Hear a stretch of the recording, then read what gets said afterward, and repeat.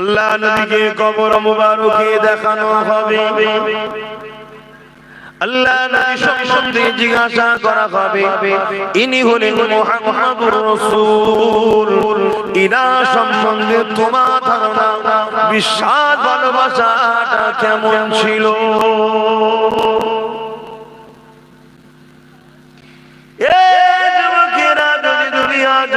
তুমি নবী নবী নবী নবী নবী নবী নবী নবী নবী করে যাও, তোমার চরণে নবী নবী নবী, তোমার ক্ষমার তো নবী নবী নবী, তোমার কথাবার্তা তো নবী নবী নবী, তোমার লেনদেনেতে নবী নবী নবী, তোমার আনন্দতাতে নবী নবী নবী। জীবনের একটা আমার মডেল হলো মুহাম্মদুর রাসূল। নবী ছাড়া আমি কাউকে ফলো করব না। যার মধ্যে নবী পাবো, অর্থাৎ নবীর ভালোবাসা পাবো, তার সাথে মিশবো। যার মধ্যে নবী নেই তার সাথে মিশবো না।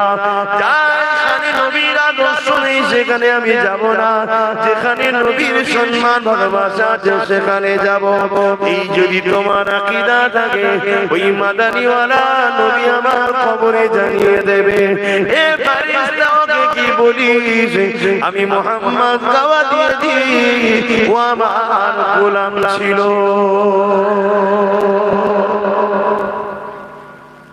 কবরে তুমি আরামের ঘুম ঘুমাবে। আর যদি উল্টো করে যাও, গল্প বলছি না, জাহান্নামের একটা গর্ত তৈরি করা হবে, যেখানে 99টা সাপ থাকবে। ভালো লাগবে সেই দিনটা? এই আযাব যদি কবরে হয় ভালো লাগবে? মৃত্যুর কোনো বিশ্বাস আছে? নিঃশ্বাসের কোনো বিশ্বাস আছে? আজকে যদি মরো, কালকেই তো কবর, কি আজকে হিসাবাত কবরে যাবে? তুমি নবী হতে পেরেছো?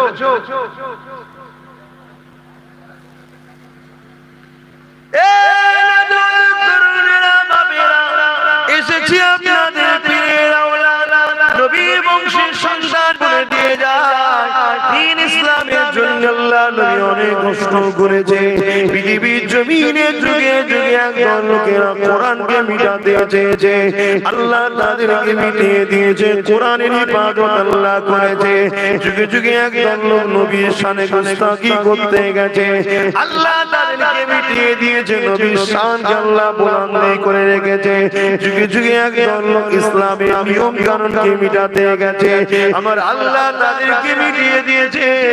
ইসলামের নিয়ম কানুন মানুষের কাছে প্রিয় করে দিয়েছে।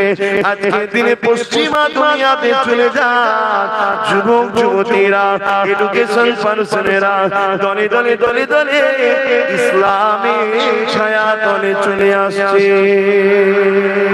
যাদের বাবা ধরা ইসলামকে মিটাতে চেয়েছে, তাদেরই ঘরে ছেলেরা ইসলামের প্রেমিক হয়ে যাচ্ছে। যুবকেরা, তরুণেরা, বাবেরা, মনে রেখে দিও, আল্লাহ দিনকে আল্লাহ হিফাজত করবে, আল্লাহ কোরআনকে আল্লাহ হিফাজত করবে, আল্লাহ কেনার দোস্তকে হিফাজত করবে। কিন্তু দ্বীন ইসলামের তো রয়ে যাবে। তুমি আমি কি সেই দ্বীন ইসলামের খাদেমের দিকে থাকবো, না ইসলামের মিটাবার দুশমনদের দিকে থাকবো? এটা তোমাকে আমাকে চেষ্টা করতে হবে। তুমি মনে করো না আমি তো সুন্দর রয়েছে, আমি তো ডাল ভাত ভালোই খাচ্ছি, আমার তো কোনো অসুবিধা হচ্ছে না। এ যুবকেরা, ঠান্ডা মাথায় চিন্তা করো, আমার আল্লাহ তোমাকে দুনিয়াতেই দিয়ে দিয়েছে, আখিরাতটা অন্ধকার হয়ে যাচ্ছে না তো?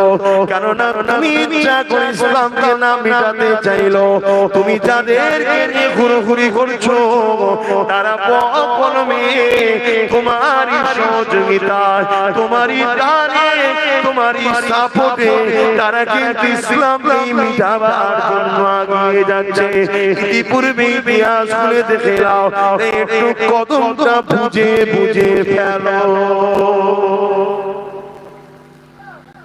অসুবিধা হচ্ছে, সতর্ক হতে হবে না? হবে না? জীবনের মাকসাদ একটাই, রাসূলের গোলামি করা, আল্লাহর দাসত্ব করা। নবীর গোলামি করলেই আল্লাহ দাসত্ব হয়ে যায়, অর্থাৎ নবীকে ফলো করে রাসূল কাছে নিজেকে সবকিছু দান করে দেয়া। হুজুর আমি আমার নয়, আমি আপনার, যেমন করে খুশি আমায় খরচ করুন, যা বলবেন যেটা সাহাবারা করেছিল।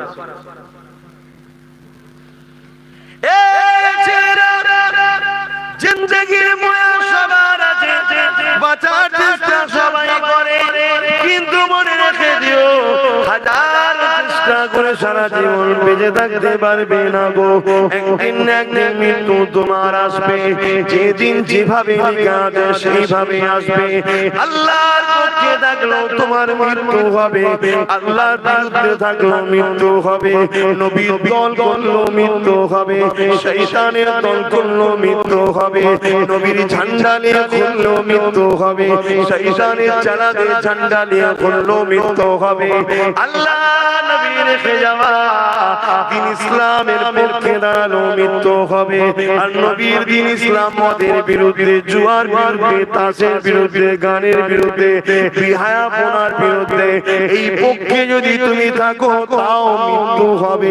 মৃত্যু সবার হবে, সবার হবে। পীরের ঘরে জন্ম নিলেও মৃত্যু হবে, পীরেরও মৃত্যু হবে। আম মানুষেরও মৃত্যু হবে, মুসলমান ঘরে থাকলেও মৃত্যু হবে, অমুসলিম হলেও মৃত্যু হবে।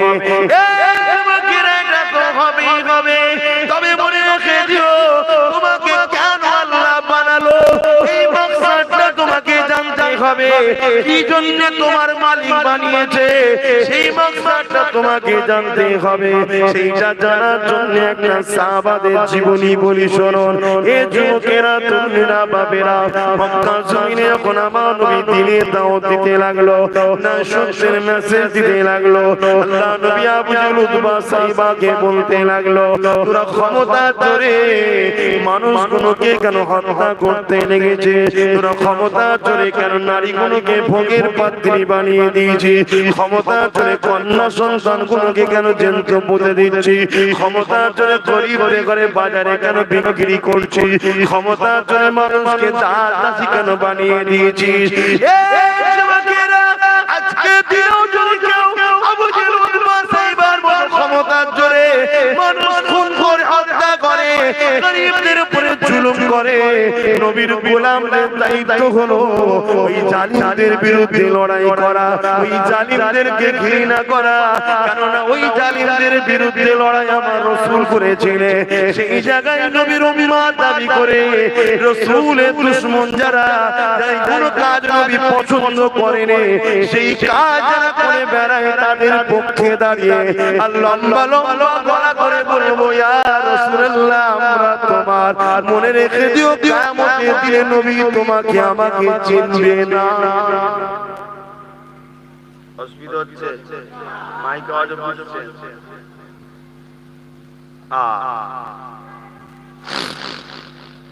ওহ, ভিতরটা খুব গরম গরম।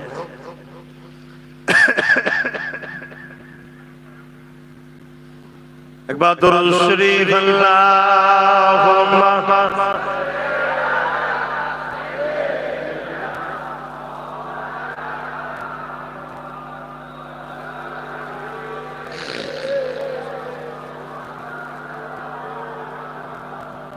दिल का उजाला नामे मोहम्मद, आँखों का तारा नामे मोहम्मद। अरे একটু জোরে বলুন না, দিবানা হয়ে যাবে মানুষ। কেউ কিছু জিজ্ঞেস করলেই বলবেন নবী ছাড়া, নবী ছাড়া আমি কিছু জানি না। আর যার মধ্যে দেখবো নবীর প্রেম আছে তাকেই আমরা যোগ করবো, তাকেই ভালোবাসবো, তার সাথে মিশবো। এই তো কথা। দিল কা উজালা নামে মোহাম্মদ, আঁখোं का तारा नामे मोहम्मद। जन्नत के पत्तों पे अरसे उला पर, जन्नत के पत्तों पे अरसे उला पर आदम ने देखा था नामे मोहम्मद। दिल का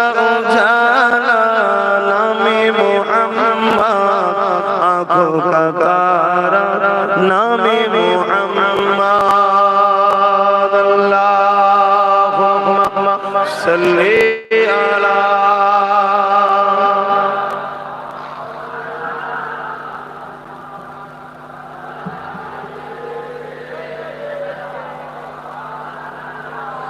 মুসলমান ছেলে মেয়েরা তরুণেরা বাবেরা আলোচনাকে মন দিয়ে শোনে। এ যুবকেরা তরুণেরা তোমাকে আমাকে আল্লাহ কেন বানিয়েছে? মকসদ है ওমা খলাকতুল জিন্না ওয়াল ইনসা ইল্লা লিয়াবুদুন। মানব জিনকে বানিয়েছি শুধুমাত্র আল্লাহ পাকের দাসত্ব করার জন্য। আল্লাহ পাক কি ডাইরেক্ট তুমি আমি দেখতে পাবো? তিনি কি ডাইরেক্ট দেখতে না আমরা দেখতে পাচ্ছি? এই তিনি বলে দিয়েছে আমার পক্ষ থেকে পাঠানো হয়েছে। ওনাকে তোমরা সম্মান করবে, প্যার করবে, ওটা আমাকেই করা হবে, কারণ আমার পক্ষে গেছে। জোরে বলুন সুবহানাল্লাহ। আজকে যদি কেউ ছেলেরা আমায় ভালোবাসে, প্যার দাদা হুজুরকে ভালোবাসা হবে না? দাদা হুজুরের আওলা, তাই তো ভালোবাসা। একটা বাপ বেটার যা সম্পর্ক তার থেকে হাজার কোটি গুণ গভীর সম্পর্ক আল্লাহর সাথে তেনার দোস্ত মুহাম্মদ রাসূলের। জোরে বলুন সুবহানাল্লাহ। আমরা মনে করি বাপ বেটা সম্পর্কটা সর্বপ্রথম, না, ঈমানের সম্পর্ক সর্বপ্রথম। কিসের সম্পর্ক? আমাদের সঙ্গে আপনাদের ঈমানের সম্পর্ক, আল্লাহ আল্লাহ রাসূলের জন্য সম্পর্ক, অন্য কোনো সম্পর্ক।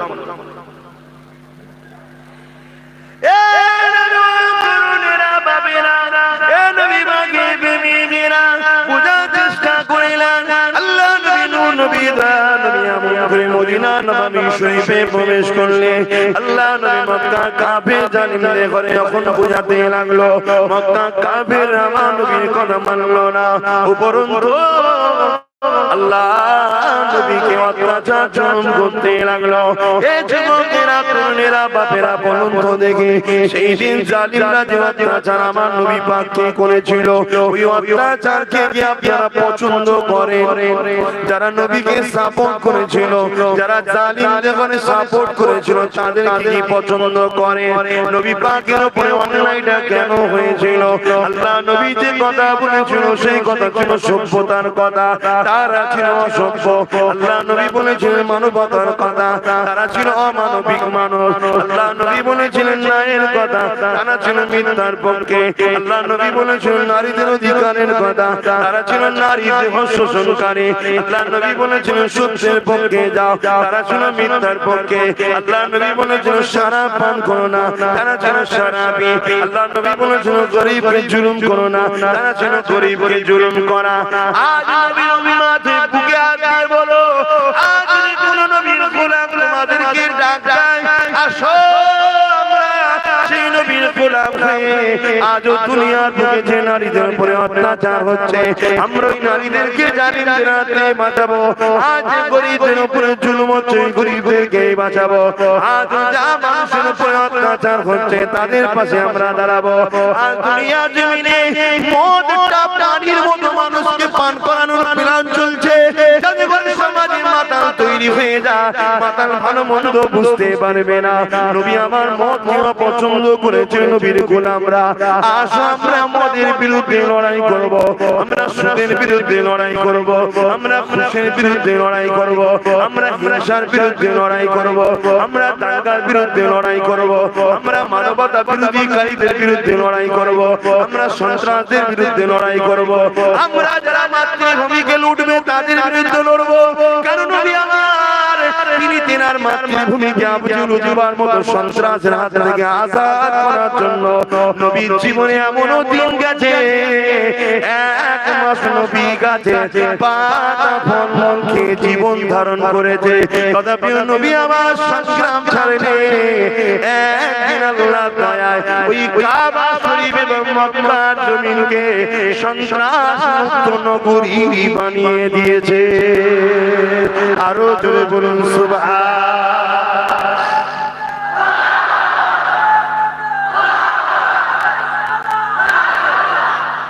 চান না চান না, এটা তোমাদের দায়িত্ব, কাজ। এটা আমাদের আল্লাহ বানিয়েছে কেন? কি জন্য বানিয়েছে? আল্লাহর দাসত্ব করে। এই যা বললাম এটা আল্লাহর দাসত্ব না দাসত্ব না? আমরা মনে করি নামাজ ঠিক আল্লাহ না বন্ধু, নামাজ দাসত্ব বেশা। হারাম না খাওয়া এটাও দাসত্ব, হারামকে সাপোর্ট না করা এটাও দাসত্ব, মিথ্যা কথা না বলাও দাসত্ব, মিথ্যাকে সাপোর্ট না করাটা ওটাও দাসত্ব, মা বাপকে ভালোবাসাটা যেমন দাসত্ব, মায়ের সমতুল্য অমুসলিম বিরুদ্ধাকেও ভালোবাসাটাও দাসত্ব। কথা বুঝছেন না? ইমানদার মুরব্বি বাপকে যেমন ভালোবাসাটাও দাসত্ব, অমুসলিম বয়স্ক বাপ বিপদে পড়লে তাকে আশ্রয় দেওয়াটাও আল্লাহর দাসত্ব। জোরে বলুন সুবহানাল্লাহ। তাই তো আল্লাহ বলে দিলেন অত বেশি কথা নয়, আমি তোদেরকে বলে দিচ্ছি তোদের মালিক আমার বন্ধু যা করেছে কর, বন্ধু যা নিষেধ করেছে ছেড়ে দে। বন্ধু কি বলেছে? মাতালদের সাথ দাও, মদ যারা প্রতিষ্ঠিত করতে চায় তাদেরকে সাপোর্ট করো, ঘুষকে সাপোর্ট করো, জেনাকে সাপোর্ট করো, জুয়াকে সাপোর্ট করো, বিহাকে সাপোর্ট করো, খুনিদেরকে সাপোর্ট করো। এটা কি ইসলাম বলেছে? আমরা করি না? করি কি গো কথা নেই? তাহলে ভুলে আছি না? না, ভুলের মধ্যে আছি। হ্যাঁ,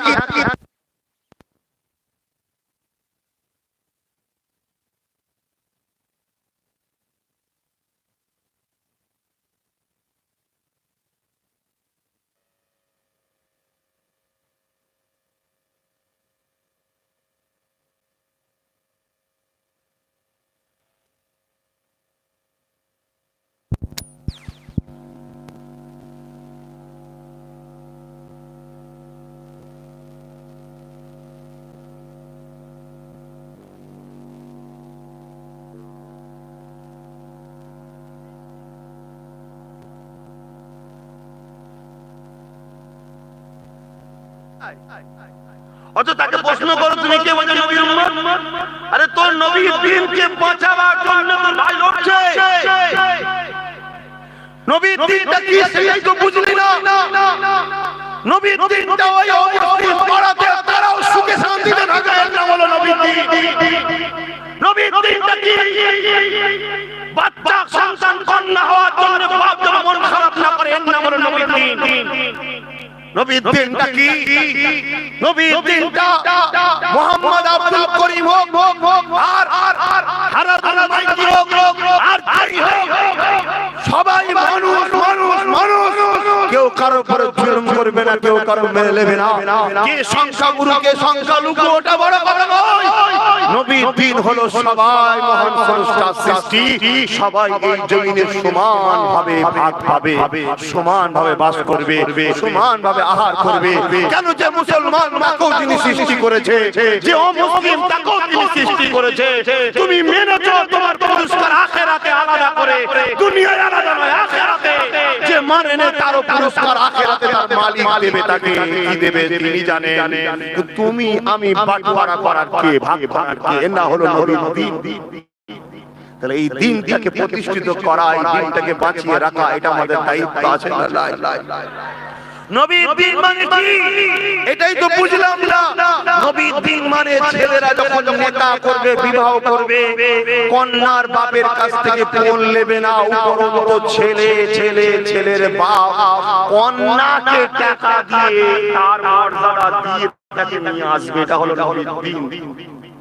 যদি আজ এই দিনটা থাকে তাহলে এই সমাজে কোনো মেয়েকে আত্মহত্যা করতে হবে। যদি এই সমাজে সিস্টেমটা থাকে, একটা ছেলে হয়ে যাওয়ার পরে স্বামী লাথি খেয়ে বাপের কাছে এসে কাঁদতে হবে যে আব্বা এখনো 20,000 দেয়নি, তাই তোমার জামাই মেরে বার করে দিয়েছে, কথা বলতে হবে। আব্বাস সিদ্দিকী কি করছে তোমরাই তো বুঝতে পারোনি, তো অমুসলিম ভাইরা কি করে বুঝবে? তুমি নবীর দাবি করে তুমি বুঝুনি, তাহলে অমুসলিম কি বুঝবে? তবে দুঃখের কথা বলতে লাগে, তবুও দেখেছি অমুসলিমরা কেউ এখন আমার সমালোচনা করেনি। যত সমালোচনা আপনারাই করেছেন। আপনি করেননি, আপনি করেননি, আপনি করেননি, কিন্তু তাকে তো আমার কম বলেই সবাই চেনে।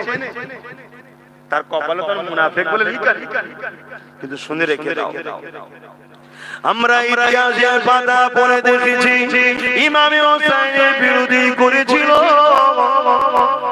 খ্রিস্টানেরা নয়, হিন্দুরা নয়, অন্য কোন ধর্মের লোক নয়। ইমাম হোসেনের বিরোধী করেছিল তারা কিন্তু মুসলমান দাবিদার ছিল, কিন্তু আমার ভাষায় তারা মুনাফিক। বুঝছেন না? আপনারা তো সবাই জানেন কে এজিদ। এজিদ নাম শুনেন? এজিদ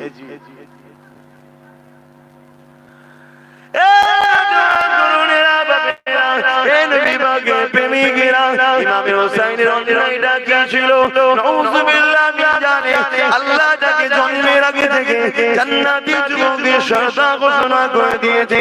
ছোটবেলাতে জান্নাতি যুবকদের সর্দার বলে ঘোষণা পেয়েছে। যিনি দুনিয়ায় আসার পরে হাতুরে জান্নাতের আম্মা জান্নাত পাক পর্যন্ত হয়নি। কি বাচ্চা বুঝতে পারছে? আমরা দুনিয়া আসার সময় আমাদের মা বোনা পাক হয়ে গিয়েছে, রক্ত বাইরে ছিল। দুনিয়া জমিনেই মহিলা খাতুনে জান্নাত যার গর্ভে আল্লাহ বাচ্চা দিয়েছে হাসান হোসেনকে। ওই বাচ্চা দুনিয়ায় আসার পরও আম্মা জানকে নাপাক হতে হয়নি। খাতুনে জান্নাত তিনি পবিত্র ছিলেন এবং তিনি নামাজও আদায় করেছিলেন। আল্লাহ ইয়া রাসূল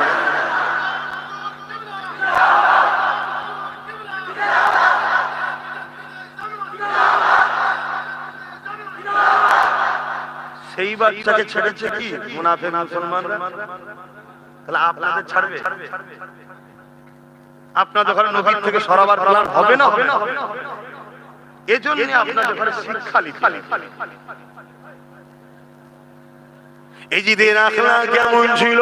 এজিদ শারাবি ছিল, এজিদ বদমাইশ ছিল, এজিদ লম্পট ছিল, এজিদ নারী বিমাশিত ছিল, এজিদ গান বাদ্যকে পছন্দ করত, এজিদ বেশরিয়াতি কাজ করত, এজিদ নারী নাচ পছন্দ করত। এই যুবকেরা ইমাম হোসেন হুজুর কেমন ছিলেন এগুলো কি অপছন্দ করতে? কেন অপছন্দ করতে? এগুলো নানা দিনের বেখিলা, নানা এগুলো পছন্দ করতে। এগুলো মহান স্রষ্টা আল্লাহ পাক পছন্দ করে, কারণ আল্লাহ পাক সৃষ্টি করেছে নারীদেরকে দুনিয়ার পুরুষের সামনে নিজেদের রূপ যৌবনকে খুলে দিয়ে টাকা ইনকাম করার জন্য নয়। নারী বানিয়েছে মহান আল্লাহ, তিনি কারো কাছে সম্মানের বেটি হবে, কারো কাছে সম্মানের কন্যা হবে, কারো কাছে সম্মানের স্ত্রী হবে। আবার ওই নারীটা মা হবে, তার পায়ের তলায় ছেলে জান্নাত থাকবে। সেই নারীকে বেউজুদি করতো। আজ দুনিয়া জমিনে একদল এজিদ মার্কা লিডার বেরিয়েছে, খেলার নামে মহিলা নিয়ে এসে লোকেদেরকে জড়ো করে স্টেজে নাচাচ্ছে, মেয়েছে নাচছে, সে তো টাকা নিচ্ছে। এই ছেলেরা যুবকেরা চোখের জিনা তোমার হয়ে যাচ্ছে, কানে জিনা হয়ে যাচ্ছে, নফসের জিনা হয়ে যাচ্ছে। এইভাবে দুনিয়াকে বলিয়েছিল, হোসেনের থেকে লোককে সরাতে চেয়েছিল, কিন্তু আমার হোসেন পাক এমন করে লড়াই করেছিল এজিদের বিরুদ্ধে। ওই লড়াইটা এমন ভাবে হয়েছিল, এই যুবকেরা সবাই আপনারা জানেন কি দরকার ছিল। আল্লাহ নবী একদিন কোলে করে নিয়ে ইমাম হোসেন পাক আর হাসান পাককে নিয়ে বসে আছে। এমন সময় দেখা যায় হযরত আল্লাহ পাকের ফেরেশতা হযরত মিকাইল চলে এসেছে। হুজুরকে বলতে লেগেছে, ইয়া রাসূলুল্লাহ হাবিবাল্লাহ, যে বাচ্চা দুটোকে আপনি কোলে করে নিয়ে বসে আছেন, হুজুর আপনি কি জানেন আপনার উম্মত দাবিদারদের মধ্যে একজন মানুষেরা এনাকে বিষ পান করিয়ে মারবে, এমন করে শহীদ করে দেবে, আর আপনার হোসেনকে একদল আপনার উম্মত দাবিদাররা কারবালার ময়দানে নির্মমভাবে হত্যা করবে। ইয়া রাসূলুল্লাহ হাবিবাল্লাহ, আপনি কি জানেন এই বাচ্চাগুলোর উপরে কি জুলুম হবে? আরে বেগুনাহ নবীর ঘরে বেগুনাহ সন্তানকে নিয়ে নবী আমার চুমাতে আদর করে কাঁদতে কাঁদতে কাঁদতে বাইরে চলে আসে।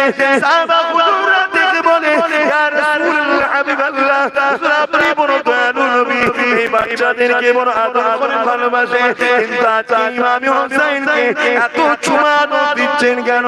ইমাম হাসানকে এত চুমা দিচ্ছেন কেন? আল্লাহর নবী বলেছিলেন, হে বাচ্চারা, আরে আমার এই দুই বাচ্চার উপরে আমার উম্মতের এক অংশ বড় বিলান করে, বড় অত্যাচার করবে, বড় জুলুম করবে, বিশেষ করে আমার হোসেনকে কারবালার জমিনে পানি দেবে না, আমি রাসূলের পানি রুকে দেবে। এ যুবকেরা, আজ দুনিয়ায় যে পানিটা পাও, ওই পানিটা কিন্তু মদিনাওয়ালার সদকায় পাও।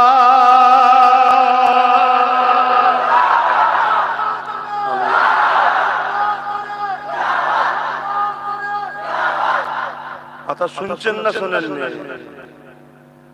তবে দম আল্লাহ খুব শিগগিরই বার করবে, দাঁড়াও,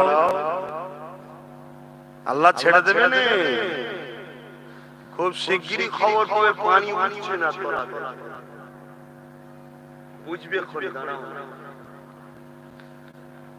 কেন আমার আল্লাহ বলেছে, তোরা আমার হাবিবকে ছেড়ে দিয়ে আমায় ছেড়ে দিয়ে যাদেরকে আপন করে নিবি তাদের হাতেই আমি আল্লাহ তোদেরকে মারব। কি সুন্দর সিস্টেম! আর তোরা যদি সবাইকে ছেড়ে দিয়ে আমাকে আর আমার হাবিবকে ধরিস, আমি আল্লাহ তোদেরকে দুনিয়ায় পরীক্ষা নিবার জন্য অনেক পরীক্ষায় ফেলবো, ঠিকই হেফাজত করব এবং পরকালে তোদেরকে বেহিসাব জান্নাত দেব। জোরে বলে সুবহানাল্লাহ। সবার মৃত্যু হবে বাবা। যে আবু জেহেল সাহাবা হুজুরদেরকে মেরেছিল, সে আবু জেহেলের মৃত্যু হয়েছে আর সাহাবা হুজুরদের মৃত্যু হয়েছে। কিন্তু এতগুলো রোগ রয়েছে, সবাই বলেন জান্নাতে কি সাহাবারা গেছে না আবু জেহেল গেছে? কমন ব্যাপার। যে এজি হোসাইন পাকের বিরুদ্ধে লড়াই করে হোসাইন পাককে শহীদ করলেন, অনেকে বলবে এজিদ করেন, যারা এজিদকে বাঁচাতে যাবে তারা সবথেকে বড় এজিদের চালা। সেই শয়তানগুলোকে আমাদের চেনা দরকার। কথা বুঝছেন না? বোঝেন না? কোন অ্যাঙ্গেলে এজিদকে বাঁচানোর রাস্তা নাই। আপনি যতই হাদিস দেখান, হাদিসের আপনি ব্যাখ্যা ভুল করছেন, হাদিসের উদ্দেশ্য ভুল করছেন। কুস্তান্তনিয়ার যুদ্ধের হাদিস দেখাবেন, ও সব আপনাদের ভুল হচ্ছে। কেন? রাসূল বলেছেন প্রথম যে কাফেলা যাবে তারা জান্নাতে যাবে। প্রথম যে কাফেলা, সে কাফেলা এজিদ ছিল না। অনেক বড় কথা আছে, দিয়ে বলতে গেলে ভাই সে মুহররমের চাঁদে আলোচনা হবে কোন পুরোটাই। আমি বুঝাবার জন্য হুজুর পাককে টেনে নিয়ে এলাম, হোসেন পাককে, যে তিনিও হকের জন্যই কিন্তু নানার উম্মতকে বাঁচাবে বলে। কিন্তু ইমামে হোসেন পাক যদি বলতো যে সব দরকার নেই বাবা, আমি থাকি, এমন কি এটাও বলেছিল হোসেন তোমাকে না হয় বায়াত আমার নিতে হবে। প্রথম চেয়েছিল বায়াত। কেন? হোসেন যদি বায়াত নিয়ে নেয় তাহলে লক্ষ লক্ষ কোটি কোটি নানার উম্মত করে সহজে দিনে মুহাম্মাদের উম্মত হোসেন আমায় নেতা বলে মেনেছে, তুমি মানবে না? মানে সহজে ঝট করে পাওয়া যাবে। কি গো, ভুল বলছি নাকি? এই জন্য হোসেন পাকের বায়াতটা নিতে চেয়েছিল। পরবর্তী যখন কোনো অ্যাঙ্গেল আর পারছে না, তখন বলছে এক কাজ করো, তোমাকে অফার দিচ্ছি, মক্কা মদিনা তুমি নাও, বাকিটা সব আমি। ইমামে হোসেন পাক বলেছিল আমি গদির জন্য লড়াই করছি না, আমি নানা দিনকে বাঁচাবার জন্য লড়ছি। জোরে বলেছে তুমি রাজ করছো, চালাও না, কিন্তু তুই হায়াপনা, মদ, পরিবারের উপর জুলুম, মানুষের মুখে খাওয়া, মেরে খাওয়া, এটা তোর না, এটা করছো না। লড়াইটা দেই যা, এগুলো করো না। মানুষের অত্যাচার করো না, মানুষকে খুন করো না। খুনের সিংহাসনে বসে লাভ নেই, মানবতার সিংহাসনে ভাতৃত্বের সিংহাসনে বসো, প্রেমের সিংহাসনে বসো। আমি তো তোমার গদি চাই। এটাই তো হোসেন পাক বলেছিল। তো ভাইয়েরা আমার, হযরত ইমামে হোসেন হুজুর, তিনার কি দরকার ছিল? তিনাকে তো কারবালার জমিনে তো বলা হয়েছে যে আপনি এখান থেকে চলে যান, আপনাকে মদিনা শরীফে পৌঁছে দেওয়া হচ্ছে, আপনি ওখানে রয়ে যান। চলে যেতে পারতেন।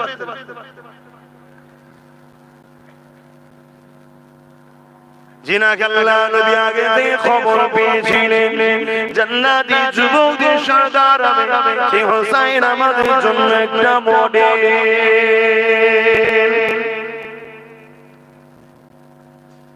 এ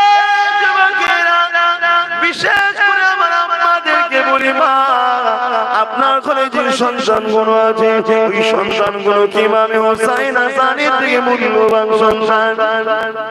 কি গো যেদিন ইমামে হোসেন পাক শহীদ হবেন কারবালা জমিনে, তার আগে রাত্রে কারবালা জমিনে খাতুনে জান্নাত তিনি আল্লাহ পাকের অশেষ ক্ষমতায় রূহানি ভাবে ওই জমিনে গিয়ে যে জায়গাটা ইমামে হোসেন শহীদ করা হবে ওই জায়গাটা ঝাড় দিতে লেগেছে। এক খাতুন জিজ্ঞাসা করেছে মা আপনি কে? ওই সময় বলেছিল আমি খাতুনে জান্নাত, কাল এই জায়গায় আমার বাচ্চাকে শহীদ করা হবে, তাই পরিষ্কার করে দিচ্ছি আমার বাচ্চাকে বড় আঘাতে বড় কষ্ট দেবে।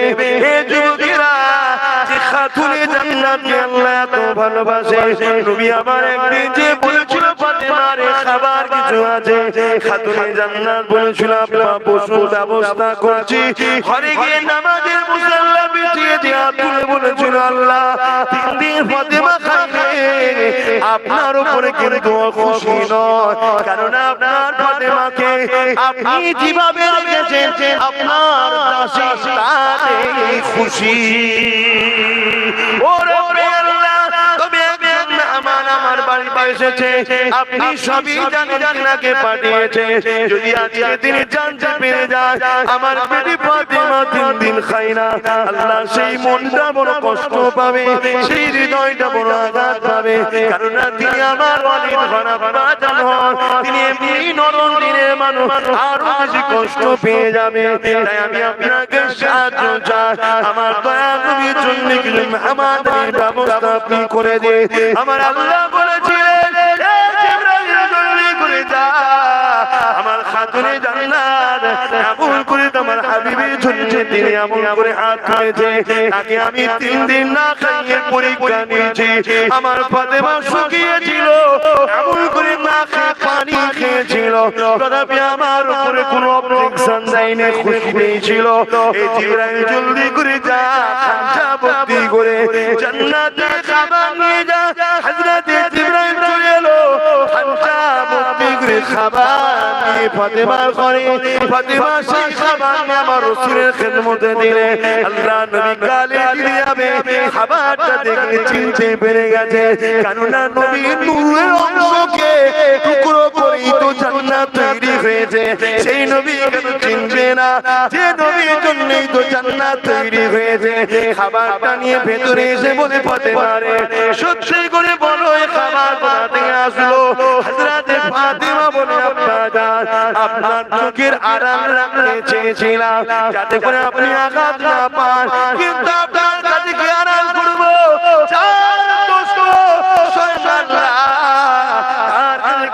করতে পারি আব্বা 3 দিন আমি খাইনি, হাসান হোসেন খাইনি, এমন করে ছেলে আলী খাইনি, আপনি এসেছে আল্লাহর কাছে চেয়েছি, আল্লাহ এই খানা জান্নাত থেকে পাঠিয়ে দিয়েছে।